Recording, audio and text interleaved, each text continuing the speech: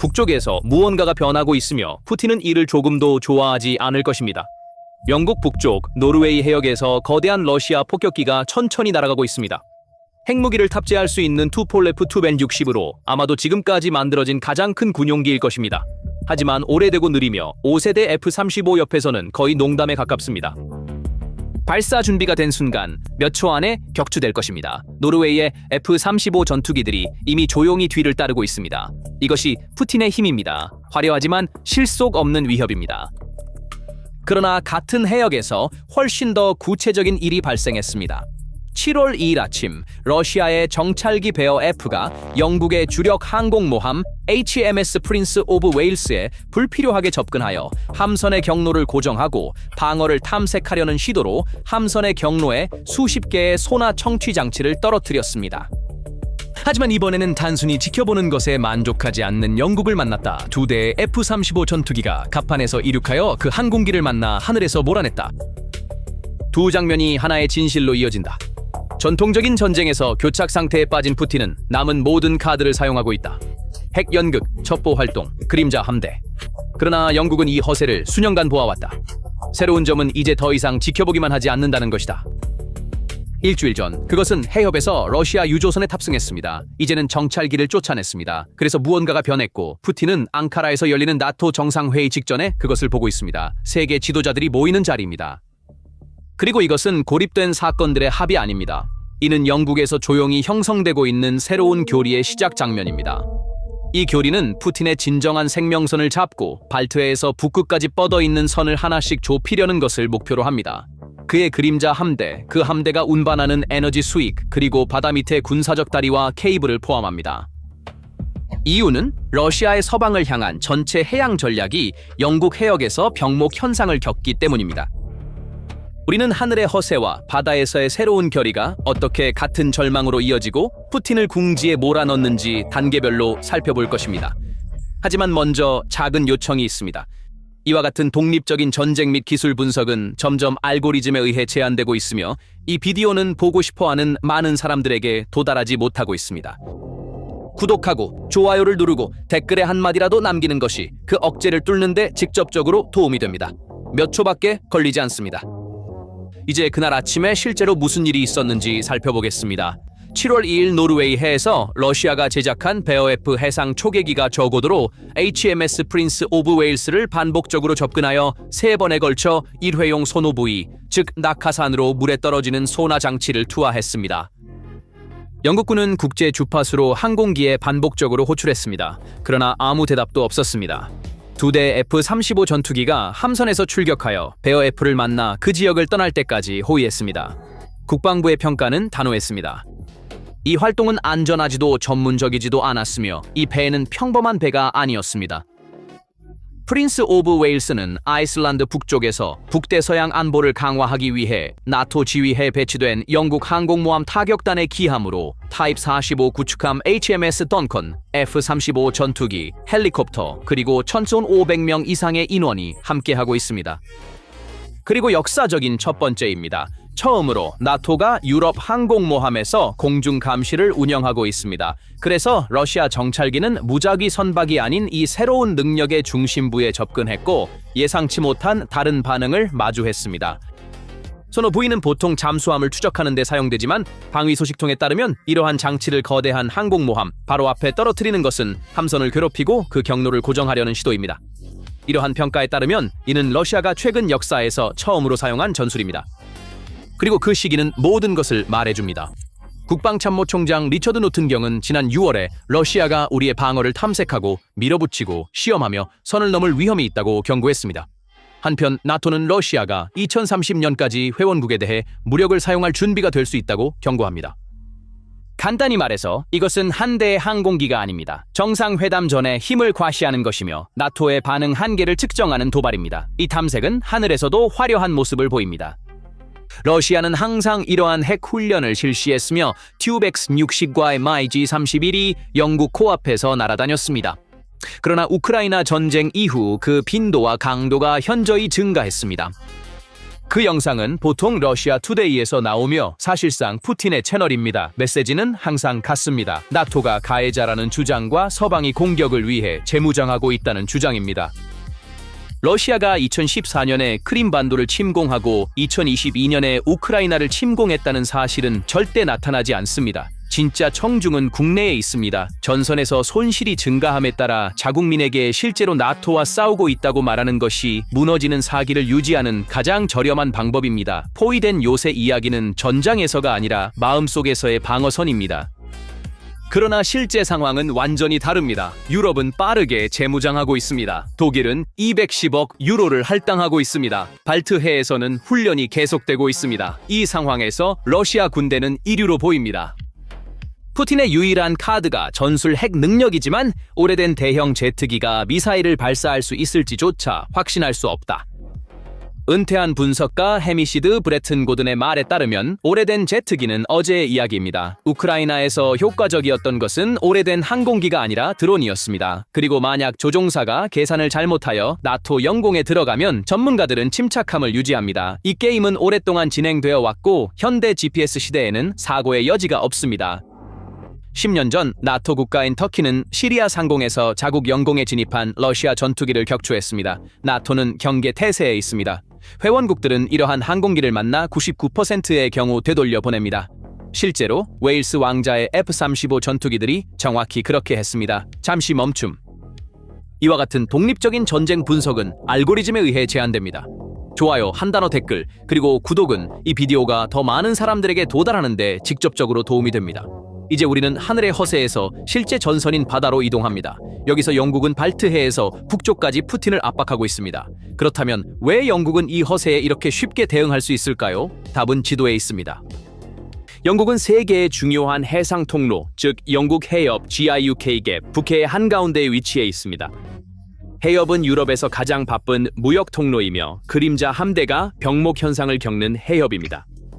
그린란드, 아이슬란드, 영국 사이의 해양 통로인 GIUK 갭은 냉전 이후 러시아 북부 함대의 대서양 진입로였습니다. 잠수함은 대서양에 도달하기 위해 이곳을 통과해야 하며 영국은 그 갭의 동쪽 부분을 차지하고 있습니다.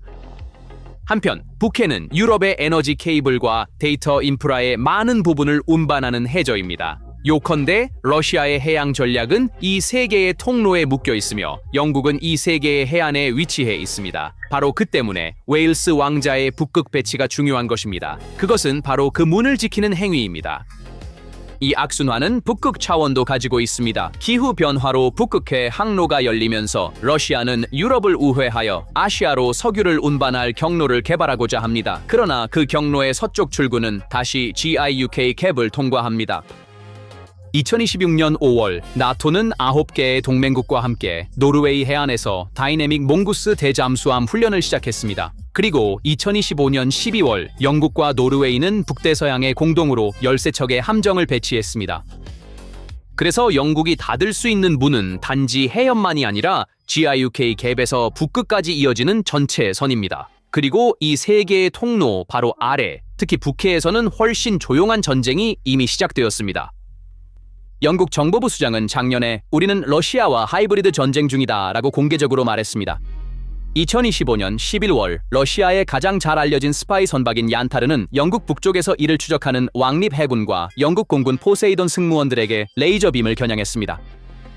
2026년 4월 영국과 노르웨이 군대는 한 달 이상 추적한 끝에 해저 케이블을 탐색하던 아쿨라급 공격 잠수함과 2대의 GUGI 특수 목적 잠수함을 발견하고 쫓아냈습니다.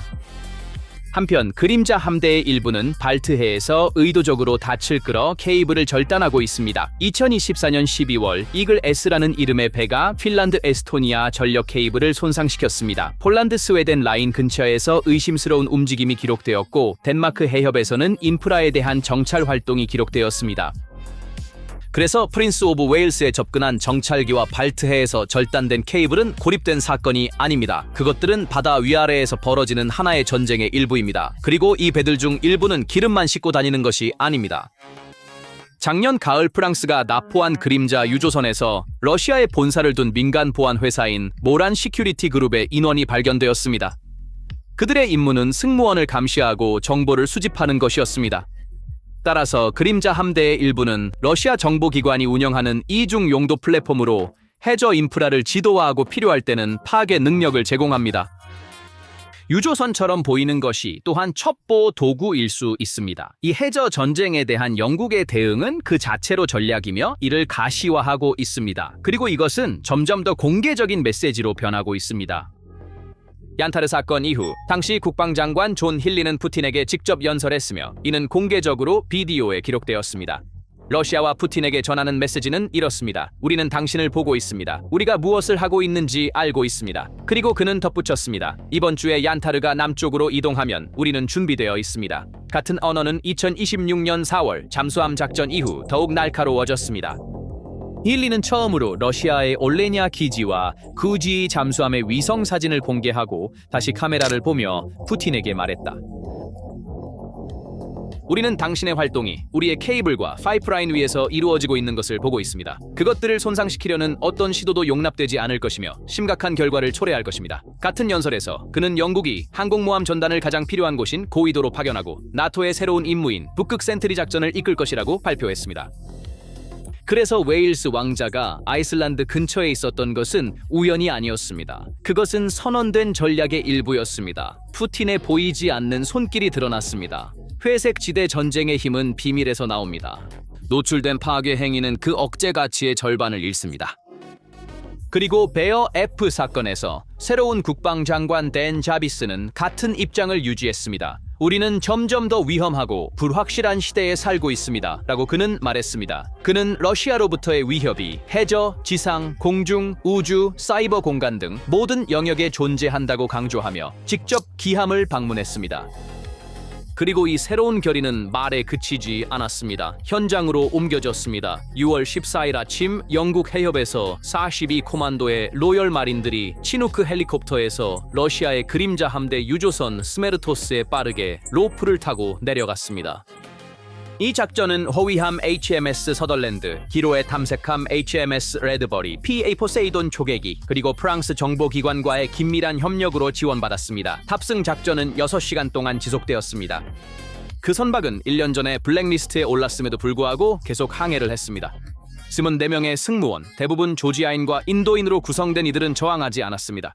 선장은 제재 위반으로 체포되었고 유조선은 도시 앞바다에 정박되었습니다.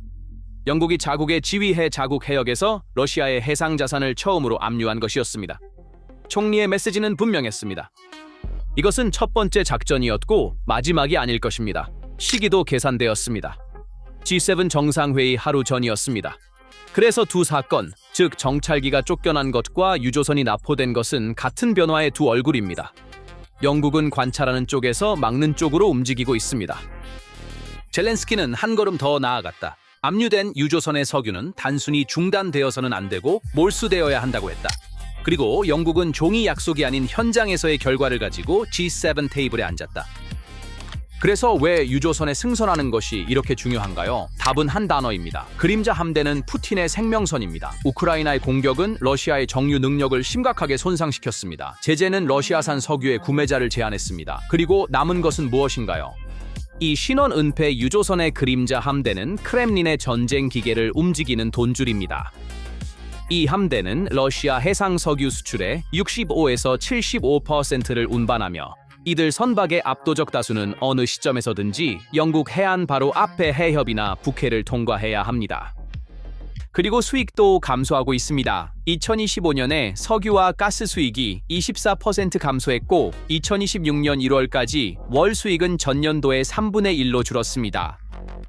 그래서 유조선을 압류하는 것은 상징적인 제스처가 아닙니다. 그것은 전쟁 자금에 타격을 줍니다. 해군 작전만으로는 효과가 없습니다. 진정한 배가 효과는 우크라이나의 지상 공격과 결합될 때 나타납니다. 2026년 3월 우크라이나 드론 공격으로 우스트루가와 프리모르스크 항구의 석유 적재가 53% 감소했습니다. 한쪽에서는 수출 항구가 공격을 받고 다른 쪽에서는 유조선이 압류됩니다. 그래서 적재 지점과 운송 라인이 동시에 좁아집니다. 석유를 배에 실을 수 없는 수출업자에게 유조선 탑승은 두 번째 타격입니다. 그리고 채널 탑승에 대한 모스크바의 대응은 그 허세가 얼마나 잘 간파되었는지를 보여주었습니다. 연방 평의회 의원이자 전 로스코스모스 수장인 드미트리 로고진이 제안을 내놓았다.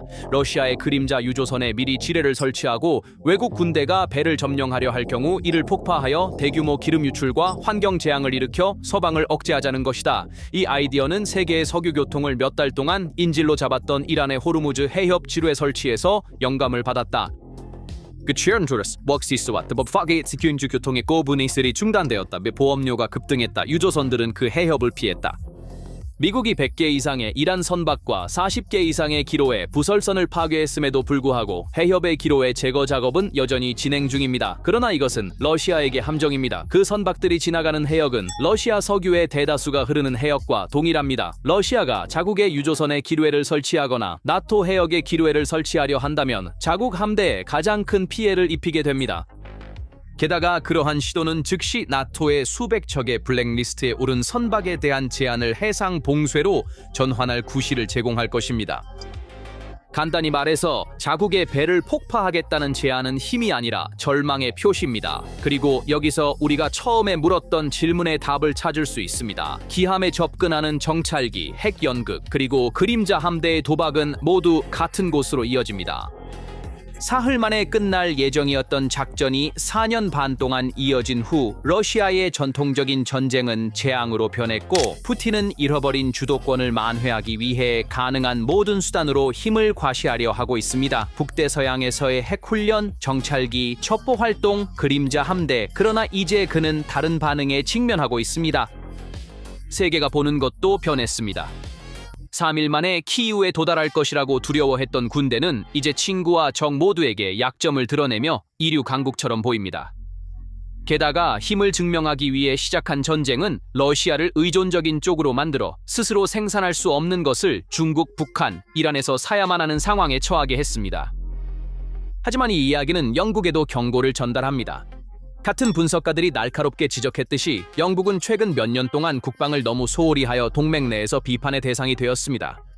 정찰기를 몰아내고 유조선에 승선하는 것은 결단력을 보여주는 것이지만 그 결단력 뒤에는 자금이 뒷받침되어야 합니다. 실제로 영국의 오랫동안 지연된 국방 투자 계획이 지난주에 발표되었습니다. 퇴임하는 총리는 군사비 지출을 150억 파운드 증가시키겠다고 발표했습니다. 그러나 그 증가분의 일부가 다른 정부 부처의 예산 삭감으로 충당될 예정이었기 때문에 야당 의원들과 군 관계자들은 이 계획이 러시아의 위협 규모에 비해 불충분하다고 비판했습니다. 이 계획의 이전 버전은 6월에 장관들의 사임을 초래하고 정부를 흔들었습니다. 전문가들은 단호합니다. 영국은 이 계획에 진정으로 자금을 지원해야 하며 그렇지 않으면 푸틴을 걱정시킬 만한 전통적 억제력을 구축할 수 없습니다. 푸틴의 핵전시에 대한 가장 강력한 대응은 핵전시로 맞서는 것이 아닙니다. 그것은 그가 허세를 부리게 만드는 원인인 그의 재래식 약점을 더욱 명확히 드러내는 확실히 자금이 지원된 억제력입니다. 솔직히 말해서 정찰기를 몰아내거나 단 한 번의 탑승으로 전쟁이 끝나지 않습니다. 현재 속도로 보면 2026년 상반기에 6번의 압류가 있었지만 1300척의 그림자 함대에 대한 영향은 제한적입니다. 이 함대는 매달 대략 7척의 새로운 선박을 추가하며 압박보다 빠르게 적응하고 있습니다. 그리고 러시아는 딜레마에 처해 있습니다. 모든 유조선에 군함 호위를 제공하든지 이 함대 전체에 걸쳐 지속 불가능한 방법이거나 유조선을 잃을 위험을 감수하든지 선택해야 합니다. 결정적인 순간은 속도의 문제입니다. 유럽이 나포율을 한 달에 10척 또는 20척으로 높이고 보험 압박, 승무원 부족, 기국에 대한 외교적 압박을 가한다면 그림자 함대의 경제 모델은 붕괴될 수 있습니다. 그러나 위험도 큽니다. 다음 조우에서 러시아 군함은 영국 해군과 맞닥뜨릴 수 있습니다. 로고진의 위협이 수사에서 행동으로 옮겨질 수 있으며 그 순간 제재 집행에서 공개적인 해상 대결로 전환되어 나토와 러시아 관계에 가장 민감한 경계가 됩니다. 결국 프린스 오브 웨일스의 경로에 떨어진 소나 장치, 해협에서 승선한 유조선, 그리고 영국 해안의 오래된 폭격기는 모두 같은 이야기의 일부입니다. 실질적인 카드가 없는 러시아는 연극과 회색지대 도박으로 힘을 가장하고 수년간 지켜보던 영국은 이제 멈추는 쪽으로 움직였음을 보여주고 있다. 차이점은 이것이다. 영국은 이 허세를 처음 보는 것이 아니다. 처음으로 물리적으로 대응하고 있다. 핵제트기는 어제의 이야기입니다. 진짜 경쟁은 석유 케이블 그리고 요충지를 둘러싼 것입니다. 모스크바의 자국 선박을 폭파하겠다는 제안은 영국이 정확한 신경을 건드렸다는 인정이 되었습니다. 한 가지 질문이 남습니다. 다음 움직임에서 그들은 정찰기만 마주하게 될까요? 아니면 승무원이나 러시아 군함도 마주하게 될까요? 그리고 영국은 그날을 대비할 준비가 되어 있을까요? 그래서 당신의 의견은 무엇인가요? 댓글로 생각을 공유해주세요. PPR 글로벌의 독점 분석을 최신 상태로 유지하려면 구독하고 알림을 켜주세요. 저희를 선택해주셔서 감사합니다. 해주셔서 감사합니다.